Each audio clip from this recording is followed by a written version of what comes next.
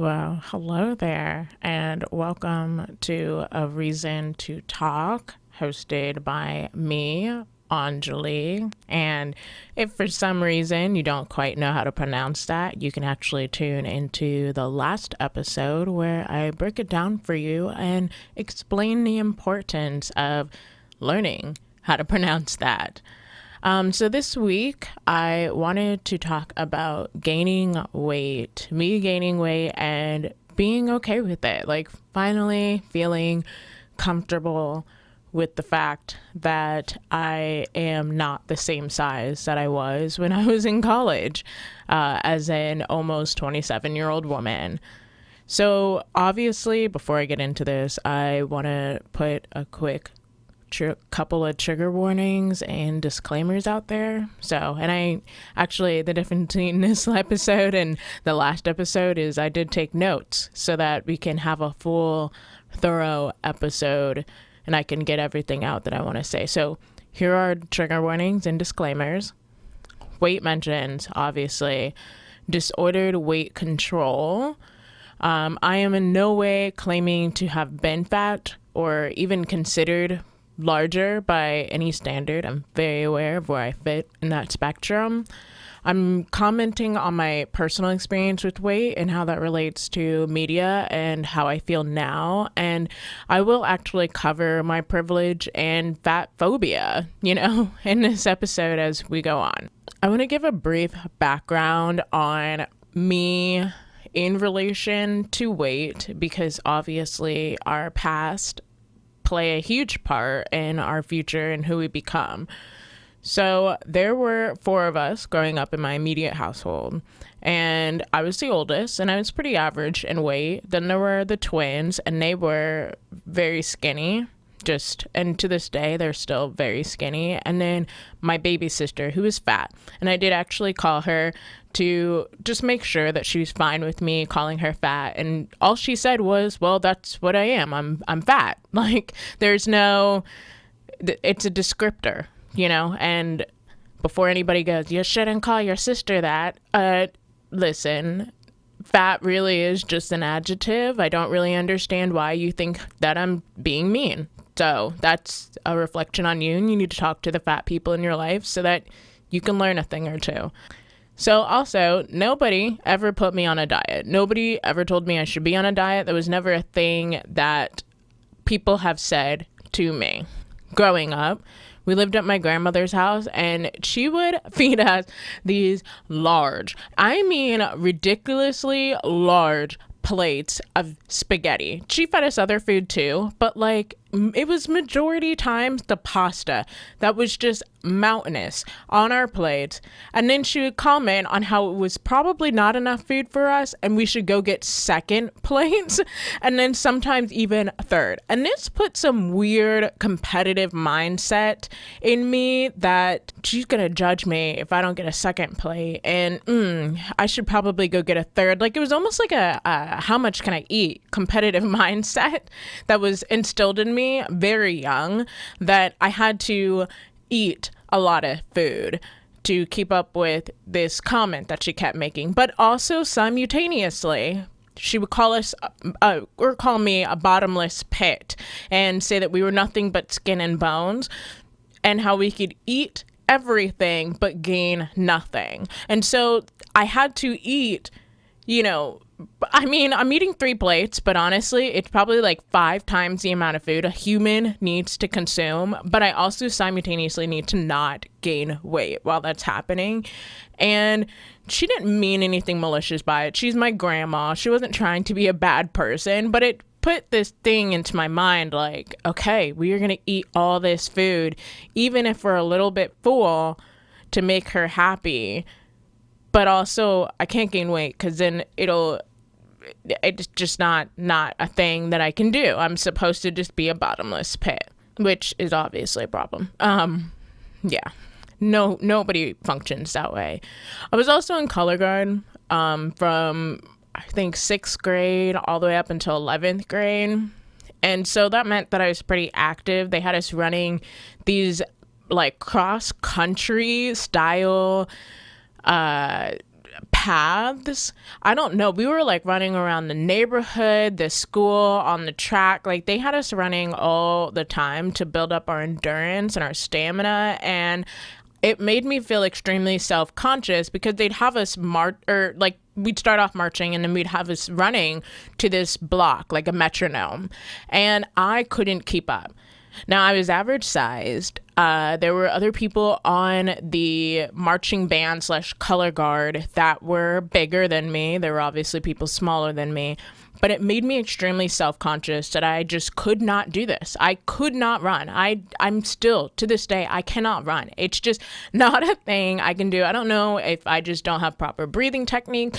I don't know the reason why, but I just cannot run. And it made me feel like shit, quite frankly. It made me very embarrassed because, and this is, the fatphobic side that I had to eventually address, but there are fat people doing this.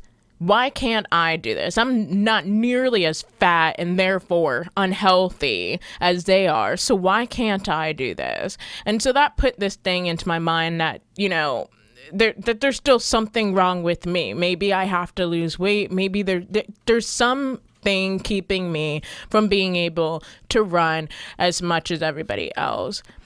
And there was one instance actually involving my body that a band parent came up to me. Now, mind you, I went to an all-white school. So everything, now that I'm older, I'm realizing could be a microaggression and not just simply somebody being rude for just the sake of being rude. But this band parent came up to me and said, well, you're just not skinny like the other girls. You have the body of a gymnast. And in hindsight, I don't think this lady liked me very much. And there's a lot that she probably could have meant there. But she put this thing in my mind that there was something wrong with my body. When I was in junior high, there was this weird thing. And it's funny because when I was talking to my sisters, as I was trying to do some research and background, gathering some information for this particular episode, they had a similar experience too, but we all just never talked about it. But when I was in junior high, I had this friend who was fat, and then I had this other friend who was really skinny, and like I said, I was in the middle.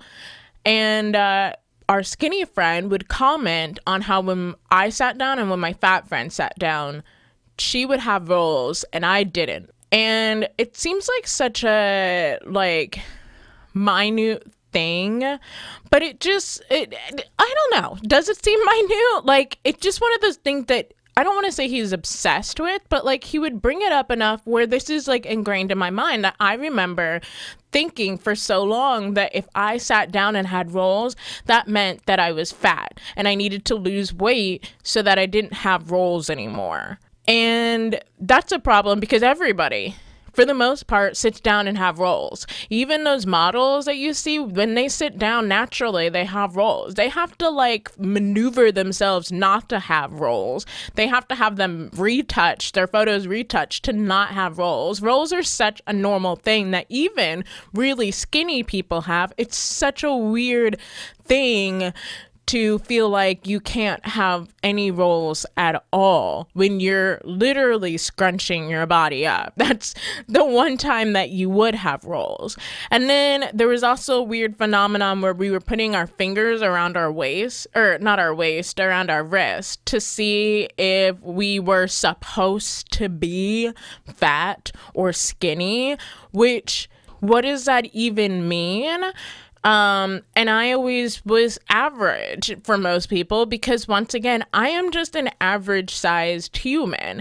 I am not skinny by any means and I'm not fat by any means. I'm just normal. And it just felt like there was some microscope on how skinny I was when, like I said, I'm just not, it shouldn't have even mattered, So then I got to college and I lost a significant amount of weight. I was dating this girl at the time who was an XX small, extra small, like a 00, and like every lesbian dreams of is sharing a closet with their partner. And I wanted to be able to share clothes with my partner because I thought that she had cool clothes. And I don't think I was intentionally on any sort of diet. I think it was just like the lesbian urge to merge. And just before I knew it, my body had just whittled itself down over time. And I was very, very visibly skinny in a way that was just not healthy.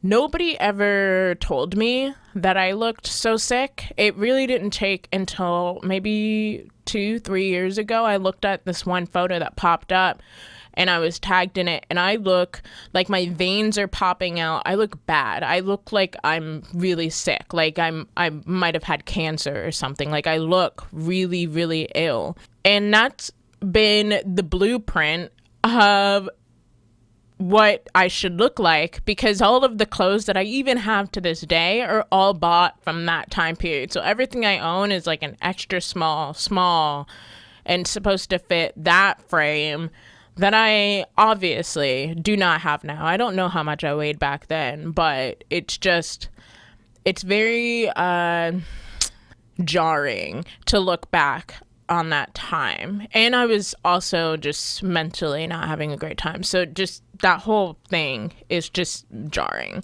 So as an adult, I've had a couple situations where I think as an adult, I was more focused on my weight than other people were. Like when I was a kid, it seemed more like everybody else had something to say. But as an adult, I became more focused on my weight. I had photographers and people meet me in person after seeing me online, and they comment how much bigger I am in real life, which obviously most people think that I'm only like 5'3"-ish. Like they think I'm like short and petite and small, which just blows my mind because I'm 5'10" and I'm like a full grown person.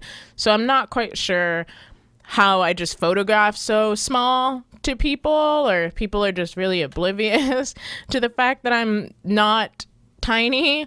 But people have met me in person and said like, oh my God, you're so much bigger than I imagined, or yikes. And I've had a photographer say yikes before. He just wasn't prepared to capture someone so large, which, I mean, what the fuck?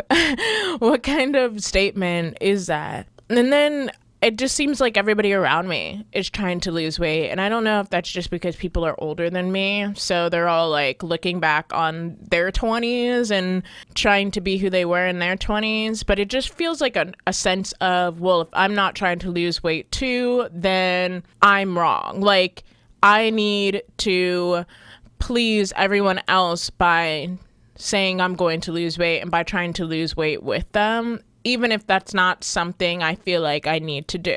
So that is pretty much my background with weight. As you can see, it's kind of just like it stacked up. It was other people stacking up on me. And then when other people were removed, I took on the job for them. And so currently, and I did weigh myself recently for the sake of doing this, I don't actually weigh myself anymore. And it's because of this moment. But I'm 5'10" and I'm shifting between 158 to 162 on any given day, which is actually about what I weighed in high school. Obviously, weight distribution is different. You know, I'm not 15 anymore. I'm 26, almost 27, as I mentioned earlier.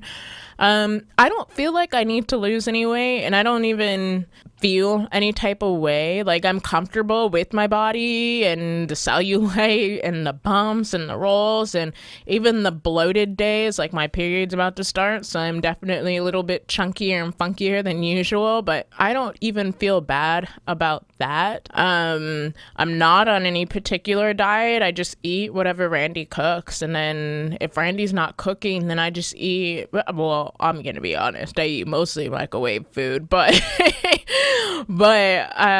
or I eat just like, you know, I just eat whatever I want. If I want to eat ice cream, then I eat ice cream. I'm not like a big sweet tooth person, but when I'm craving it, I'm going to go eat it, because why not? You know, it makes me happy. And I'm not like super big on exercise. Like, I'm not a fitness buff. I will do yoga if I'm feeling like it. I'll roller skate if I'm feeling like it. I'll play fetch with the boys. But I definitely don't hit the 10,000 steps that Fitbit urges you to hit. Like, I just don't do anything I don't want to do involving my body anymore, because honestly, in the past, it never stuck anyway. It was not something I wanted to do, so I never stuck with it. And if there's one thing I've learned about myself, is I'm stubborn as fuck, and if I don't want to do it, it's not going to get done. It might get done for like the first 5 days, but it will never get done again after that, because I don't want to do it. You know, and I feel healthy inside, so I'm not as stressed about the outside anymore. And this right now just must be what my body looks like when it feels healthy. And if this is what it looks like when it feels healthy, then I'm happy. Like, that's all that matters to me now, is just being happy. So I just had a quick chocolate bar break. To prepare myself to explain how I got here and how I just got to the point of not really caring as much about my body and what it looks like, because ultimately that's what it came down to, was I just didn't want people to have certain perceptions of my body. The first part of that, though, is getting over the whole internalized fatphobic mindset. When you constantly are trying to avoid becoming fat, I feel like it's important to recognize what you're actually trying to avoid. Are you trying to avoid becoming unhealthy? Because that is different. But you also have to understand in that fat and unhealthy are not synonymous. So saying that you're trying to avoid becoming fat is not the same as saying you're trying to avoid becoming unhealthy. You know, saying you're going to exercise more and eat more healthily, and then as a result, you lose weight because you're being more healthy, is a lot different than saying I'm going to do whatever it takes to avoid becoming fat. Because that's when you start to perpetuate the unhealthy eating patterns that, you know, like myself, I even developed unknowingly at such a young age. Avoiding unhealthiness is much, much different than avoiding and running from fatness. And I think you need to be able to distinguish which one you're actually trying to hide from, run from. A thing that me and my sisters both bonded on was we started to feel more comfortable in our bodies that we have currently when we were wearing clothes that we wanted to wear. I think I mentioned earlier that a lot of the clothes I still currently have are from my freshman, sophomore year of college, because I don't really buy clothes at all. And if I do, it's mostly online, which means I'm buying with my previous sizes in mind. So my majority of my wardrobe just does not fit me, which adds to a lot of the discomfort I feel in clothing. But they have told me that as soon as they started to dress for themselves and wear what they wanted to feel, they just feel so much more comfortable. And I agree. The clothes that I do have that fit, like, I just feel comfortable. I don't feel like I have to try and whittle myself down into these other clothes. These clothes just don't fit. It's as simple as that. It's not that I'm fat. It's just these clothes just don't fit properly. So of course I don't feel like I look beautiful or whatever. Speaking on that, the whole beautiful and fat and attractiveness, it became important for me to recognize first and foremost that I don't owe anybody at all my attractiveness. I do not have to be beautiful. That is not something that is my job ever, and it never has been. I grew up thinking that being beautiful was a thing that would help me and would get me everything that I want. And it has. Pretty privilege is absolutely real. We need to confront it and we need to be honest about it. And I've gotten as far as I have, definitely on pretty privilege. But I do not actually owe anybody my attractiveness. I do not have to aspire to be attractiveness, which means that I do not have to aspire to be thin. But also on the other side, fat people are beautiful too. Like, they're not automatically ugly or unattractive. But until you can address that yourself, of course you're going to have hang-ups about gaining a few pounds or even just looking the way that your body is comfortable looking. I hope all of that makes sense. So finally, the largest and biggest thing that has helped me become more comfortable with my weight is less time on social media. And I know that I used to say it myself that I don't think that social media affects me. You know, all these people are complaining about these unrealistic standards that social media sets on them and yada, yada, yada. And I think I'm immune and I'm above all of that. But the truth is it does. It subconsciously affects you, whether you realize it or not. Because I was scrolling for hours. And I mean, when that notification came up on Sundays telling me that I had spent 16 hours of screen time. That's a ridiculous amount of screen time. That's 2 work shifts. Okay, that's a long time just staring at other people and what other people have and what other people are and other people's thoughts and all these other advertisements and what you should and shouldn't be. That's a long time. And to think that I was immune to that is just naive. But it does affect you, and it affected me because I was subconsciously comparing myself to a lot of these people that were successful or that I felt were successful. When, first off, understanding the comparison, most of those women are actually only 5 feet to 5'5". And when I was talking to my fat sister about this, we both bonded on the fact we're both 5'10", 5'11". And the people that we were friends with, the people that we were looking at, they were all significantly shorter than us. And when they would state their weight or when you would look at pictures and you'd see us in comparison, of course we look large. Of course we think we're large because people that are 5'3", of course, are only going to weigh, in that early 100 pounds, the lighter end of 100 pounds. Whereas we're going to weigh in the upper end of 100, 200 pounds. And it's going to look differently on us. It's going to feel differently on us. But the point is, we're comparing ourselves to people that we are never going to look like. It does not matter how much weight we lose, we are never going to look like those people because our bone structure is just larger. We are literally just physically larger people. I had to start assessing who was I consuming and also just consume less in general. When you aren't surrounding yourself with so much woulda, shoulda, coulda, you're more focused on the now. And what you look like now and how you feel like now. And I guarantee you, you're more likely to just feel good in where you are and where you're at. And so I definitely suggest you just hopping off the computer, hopping off the phone, go play outside, go do something. You don't have to subconsciously drown your mind with all of these comparisons. It doesn't help. So I'm curious to know what all of your experiences with weight was, what it was like. This whole episode was inspired by a YouTuber named Mia Marian. She seems highly intelligent. I don't know if she actually is. Who am I to judge somebody's actual intelligence? But she reads a lot, and she's been very fascinating for me to watch on the internet and to hear thoughts from on the internet. And I'll make sure to link her wherever I can for your viewing pleasure.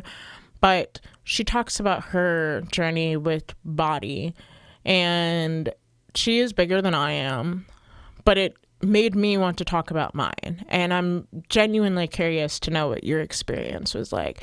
Actually, speaking a little bit, just like one last point, my sister, who is fat, she admitted she never really had much of a crisis about her weight. But me and then my skinny sister did. Despite everybody feeling like my fat sister should have hang-ups. So that just goes to show you that you don't know. You don't know anybody's journey. You don't know what's going on with anybody and how they feel about themselves. So also you should just be kind and don't be a dumbass and rude. I believe that's all I have to say for right now, at least on this topic. But I thank you so much for tuning in, and let me know if you have any topics that you would like me to talk about. I'm always down to do some research. I'm always down to hear your feedback. And until next time, as always, stay happy and healthy out there. We need you. Love you, babies. Bye.